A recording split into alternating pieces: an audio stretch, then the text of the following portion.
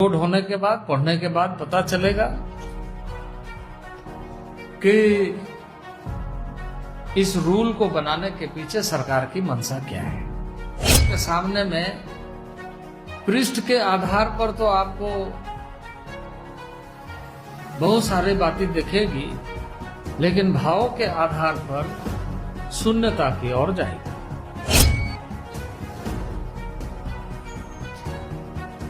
तो ये बाद के दिनों में कई तरह का संकट ही पैदा करेगा। परिभाषा तो कुछ में भी दिया जा सकता है, लेकिन आप ये बताइए कि तो फिर इस देश में संविधान और व्यवस्था क्यों है? ऐसा रूल अधिनियमित किया है। झारखंड प्रदेश में स्वशासन से संबंधित जिसे हम पेशा रूल नियमावली के बारे में बहुत चर्चा कर रहे हैं, और राज्य सरकार ने पेशा रूल अधिनियमित किया है।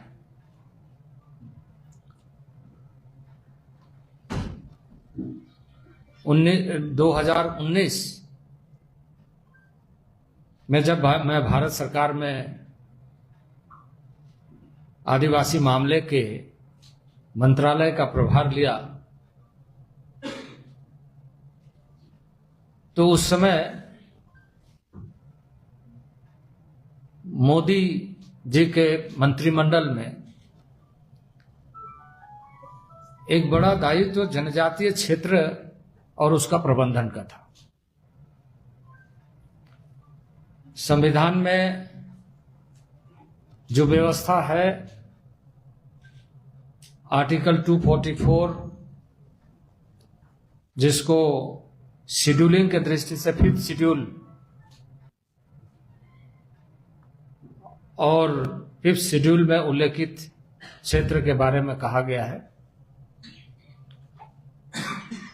और जनजाति क्षेत्र के रूप में, आदिवासी क्षेत्र के रूप में 6th शेड्यूल के एरिया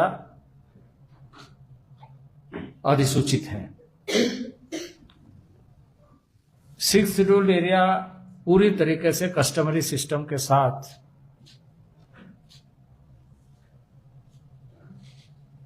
ट्राइबल एरिया के रूप में, और 5th schedule area tribal administration के रूप में चिन्हित किया गया है।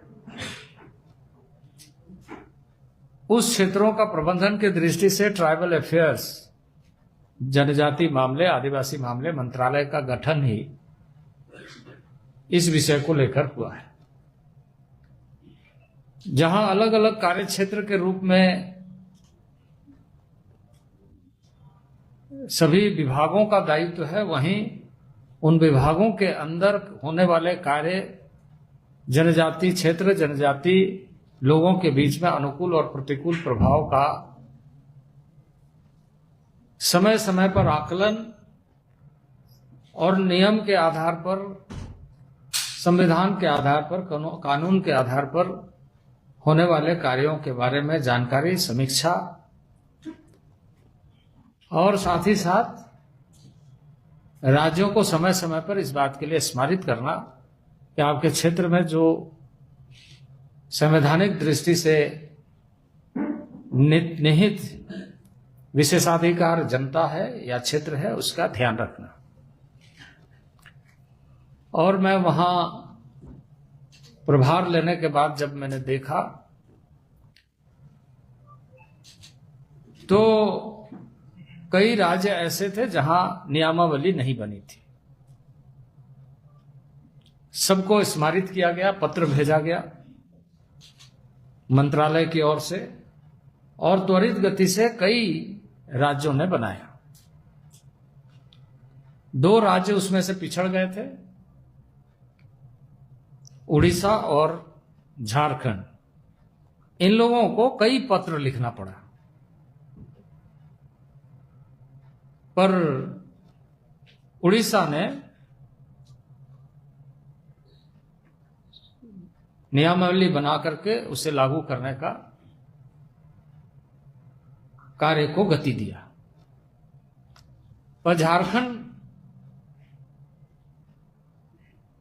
काफी दिनों तक इसमें संभवतः चर्चा करता रहा, पर निष्कर्ष तक पहुंच नहीं पाए। मांगे उठी, अदालत में लोग गए, समय के बारे में सरकार को बाध्य किया गया। यानी भारत सरकार के कई पत्र आने के बाद जब सरकार बनाने में विफल रही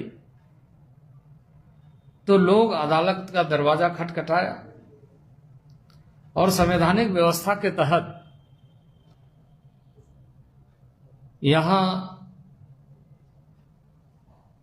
जो सबसे सशक्त इकाई है वो मजबूत कार्य करे, इस दृष्टि से सरकार से पूछा गया।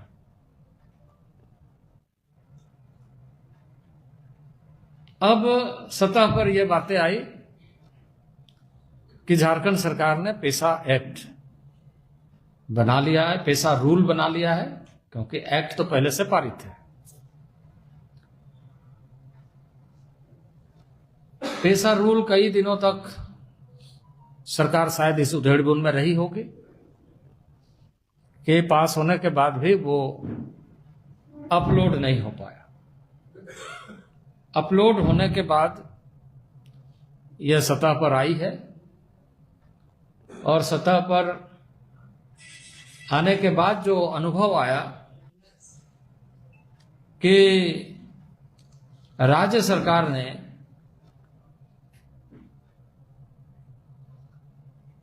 इस मूल भावना की जो आदिवासी स्वशासन, जिसमें सेल्फ रूल गवर्नेंस उसके ऑन सिस्टम में है,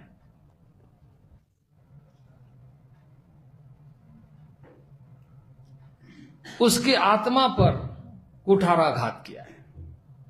यानी एक्ट को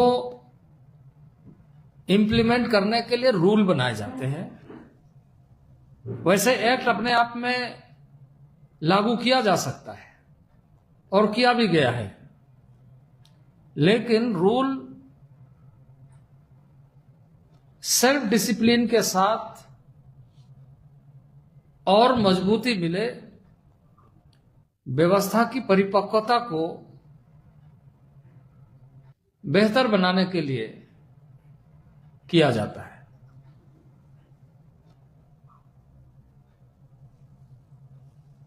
पर इस नियमावली में उस एक्ट के मूल विषय को बहुत तरीके से, एक तरीके से कोल्ड ब्लडेड मर्डर जैसे कहा जाता है ना, उस तरीके से सरकार ने प्रयास किया है।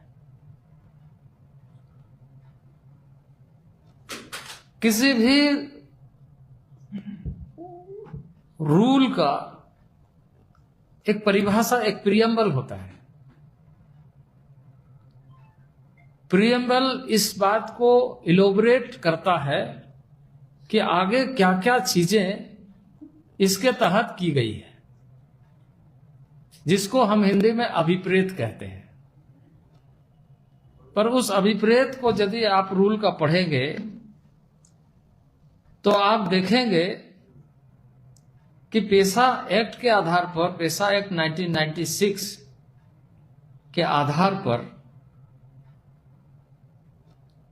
जो बातें कही गई है वो वहां से गायब है।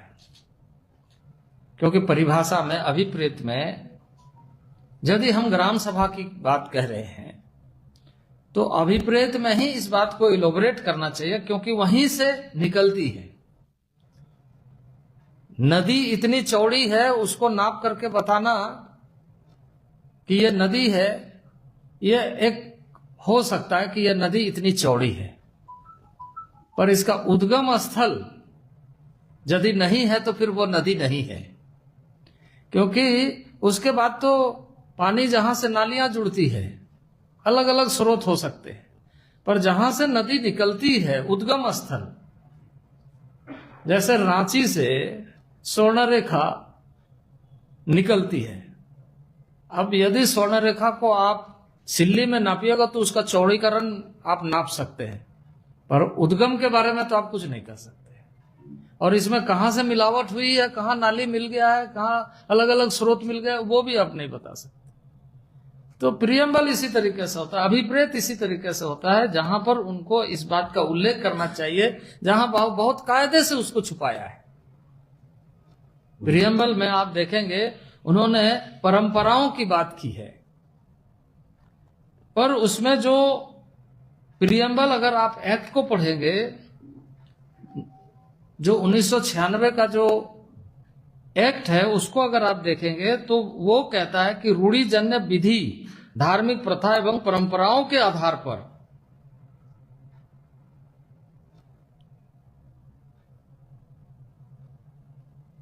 स्वचालित व्यवस्था जो आदिकाल से चली आ रही है वो ग्राम सभा कहलाएगी।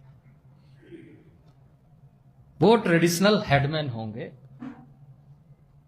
और उसके माध्यम से उन्होंने बहुत सारे चीजों को इस तरीके से खुश करने के लिए कहा है। कुछ विविध क्षेत्रों में झारखंड के, जैसे कहीं मुंडा मानकी कहते हैं, कहीं डोकलो शहर कहते हैं, कहीं माझी परगना कहते हैं, तो ऐसे शब्दों का उल्लेख किया, लेकिन इस बात का उल्लेख नहीं किया है कि परंपराओं को कैसे डिफाइन किया जाए। मैंने अध्ययन किया इन सारे विषयों पर, अन्य राज्यों के, कई राज्य, क्योंकि शेड्यूल्ड एरिया लगभग 5th शेड्यूल्ड एरिया 10 राज्य में, देश के मध्य भारत के 10 राज्यों में 5th शेड्यूल्ड एरिया है। इन सारे राज्यों में ग्राम सभा को इस रूप में दर्शाया गया है, बताया गया है कि ग्राम सभा वही होगा जो 1996 में पेशा के तहत ग्राम सभा डिफाइंड है। पर ग्राम सभा को डिफाइंड करने का इनका जो मानक है वो इस बात को डाइल्यूट कर रहा है, और जब मूल भावना डाइल्यूट हो जाए तो उसका परवर्ती समय में उसका परिणाम क्या आ सकता है, आप इसका अंदाजा लगा सकते हैं। तो इसलिए मैंने आशंका जाहिर किया था कि अपलोड होने के बाद, पढ़ने के बाद पता चलेगा कि इस रूल को बनाने के पीछे सरकार की मंशा क्या है। अब सरकार की मंशा इससे स्पष्ट हो गई है कि वो पेशा एक्ट के माध्यम से जो भावना निहित है, जो एक्ट में प्रावधान है, उसको डाइल्यूट करते हुए इस तरह के बाद के विषयों को किया है जिससे लोग